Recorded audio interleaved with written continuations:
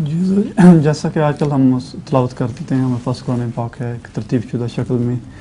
شروع زمانہ میں جب یہ ترتیب نہیں دیا گیا تھا قرآن مجید کو، تو کس طرح وہ تلاوت کا کیا طریقہ کار تھا صحابہ کے وقت میں؟ جتنا ما تیسر من القرآن، قرآن کریم فرماتا ہے قرآن میں سے جو بھی میسر آئے اس کی تلاوت کرو. اور دوسرے قاری اور حافظ تو بڑی کثرت سے موجود تھے.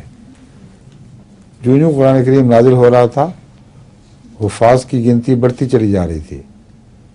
اور ایک ہی سریہ کے موقع پر مراد ہے جب وہ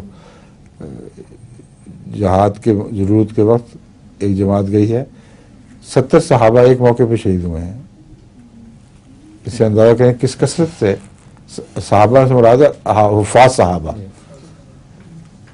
70 حافظ قرآن ایک ہی موقع پر شہید ہوئے، جو قریباً تھے ہی وہ ساری شاید حفاظ تھے.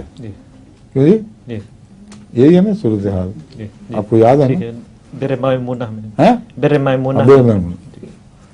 تو اب بتائیے کہ کتنی بڑی تعداد تھی مسلمانوں کی جو قرآن کی عاشق تھی، اور ساتھ ساتھ یوں قرآن اترتا تھا اس سے یاد کرتے چلے جاتے تھے. ترتیب کے متعلق ان کو پورا علم نہیں تھا. یہ پتہ تھا کہ پہلے کون سی آیتیں نازل ہوئی ہیں، بعد میں کون سی ہوئی ہیں، کس موقع پر کون سی آیت نازل ہوئی. ترتیب کے متعلق آن حضرت صلی اللہ علیہ وسلم کتاب کو جو لکھنے والے تھے ان کو لکھاتے تھے کہ یہ آیت فلان جگہ لکھو، مجھے جبریل نے بتایا یہ فلان جگہ لکھو، اور یہ صورت پہلے ہوگی، یہ بعد میں ہوگی، یہ اس کے بعد ہوگی. یہ اب تمام کاتبوں کو، لکھنے والوں کو یہ بتاتے تھے. اور بہت سے اور بھی ایسے بزرگ جو صحابہ آپ کی خدمت میں حاضر ہونے والے تھے ان کو بھی بتایا کرتے تھے. تو حضرت عثمان رضی اللہ تعالیٰ عنہ کا بہت بڑا احسان ہے، یا خدمت ایسی ہے کہ خدا نے ان کو بڑا مقام بخش دیا. انہوں نے یہ کارنامہ کیا کہ اپنی زندگی میں صحابہ کی زندگی میں، لکھنے والوں کی زندگی میں پہلی نسل موجود تھی. تمام صحیفوں کو جو مختلف جگہ بعض گھروں میں تھے سب کو اکٹھا کروایا، اور ہر تلاوت کے ساتھ حافظ قرآنوں کی گواہیاں لیں کہ کیا یہ اسی تلاوت کے ساتھ آپ نے بھی سنا تھا. اور وہ مختلف قرأتیں جو اس کے زائد تھیں ان کو الگ کر دیا، کیونکہ وہ مختلف قبائل کی خاطر مختلف قرأتیں بھی ایک ہی آیت کی موجود تھیں. تو چونکہ آیت وہی لی جانی تھی جو ایک قرأت سے تعلق رکھتی ہو، ورنہ قرآن کریم میں ایک رخنہ سا پڑ جاتا. تو اللہ تعالیٰ نے یہ حفاظت کا انتظام فرمایا کہ قریش کی زبان کی جو قرأت ہے اس کو فوقیت دی گئی، جو اصل زبان تھی جس میں اترا ہے قرآن کریم، اور تھی بھی وہ سب سے فصیح و بلیغ. تو اس قرأت کو قبول کیا گیا، اور ہر دفعہ گواہیاں لی گئیں حلفیہ، اور جب اتفاق دیکھا تب اس کو وہاں رکھا. اور ترتیب کے متعلق مسلسل یہ کنسنسس ہے صحابہ کا، اس پر اس دور کے صحابہ نے اتفاق کیا کہ ہاں یہی قرآن ہے، اسی ترتیب سے ہمیں بتایا گیا.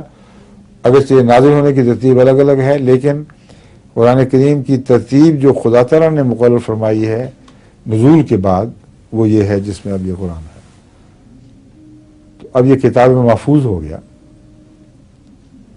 تب اللہ تعالیٰ جب رسول اللہ علیہ وسلم جلدی پڑھتے تھے تو اللہ تعالیٰ آپ سے مخاطب ہو کے فرماتا ہے کہ ان علینا جمعہ و قرآن لا تحرک بہ لسانک. قرآن کے ساتھ اپنی زبان کو تیز حرکت دینے کی ضرورت نہیں ہے. یاد رہے کیا ہوئے، ان علینا جمعہ و قرآن، ہمارا ذمہ ہے اس کا جمع کرنا اور اس کا تحریر میں لانا. تو جمع ہو کا اس موقع پہ کیا تعلق تھا؟ جو زبان کو حرکت دے رہے ہیں وہ تو حفظ کے پیش نظر تھا، مگر یہ بتا رہا ہے کہ الہی کلام ہے، یہ رسول اللہ علیہ وسلم کے اپنے زبان میں نہیں آ سکتا. اس کا جمع سے کیا تعلق؟ یہ بعد میں ہونی تھی کہ اس کا جمع کرنا اور اس मजमूए की हिफाजत करना, फिर उसका पढ़ा जाना, और क़रा का ताल्लुक लिखने से भी है, इसलिए मैंने कहा उसके लिखने का इंतज़ाम। अब तो क़राअत का ताल्लुक देख कर पढ़ने से नहीं है, मगर असल में अरबी में जब इक़रा कहते हैं तो किसी कोई चीज़ सामने हो उसको देख कर पढ़ने को कहते हैं। तभी जब पहली आयत कुरान करीम की नाज़िल हुई है तो हज़रत रसूलुल्लाह सल्लल्लाहु अलैहि वसल्लम ने फरमाया, मा अना बिक़ारिन, इक़रा बिस्मि रब्बिक लज़ी ख़लक़, ये जो आयत थी, जब जिब्राईल ने ये कहा और बार बार कहा तो आपने फरमाया कि मा अना बिक़ारिन, मैं तो पढ़ा हुआ नहीं हूँ।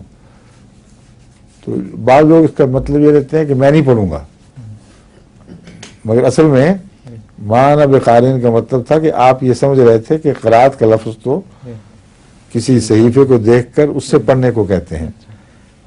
तो इसलिए जब मैंने कहा जमा हुआ कुरान में किताबत शामिल है, तो मुराद ये थी कि उसका जमा करना और उसको तहरीर में लाना, इसकी हिफाजत हमारे ज़िम्मे है, इसलिए तुझे बिल्कुल मुतमईन रहे। चुनांचे रसूलुल्लाह सल्लल्लाहु अलैहि वसल्लम के विसाल के बाद ये इंतज़ाम हुआ, और इंतहाई पुख्ता इंतज़ाम है कि आज तक इतने इख्तलाफात में हुए, लेकिन ये कुरान जो सहीफ़ा है, सहीफ़ा उस्मान कहलाता है, ये उसी तरह चला आ रहा है माशाअल्लाह, बगैर किसी तब्दीली के। ठीक है।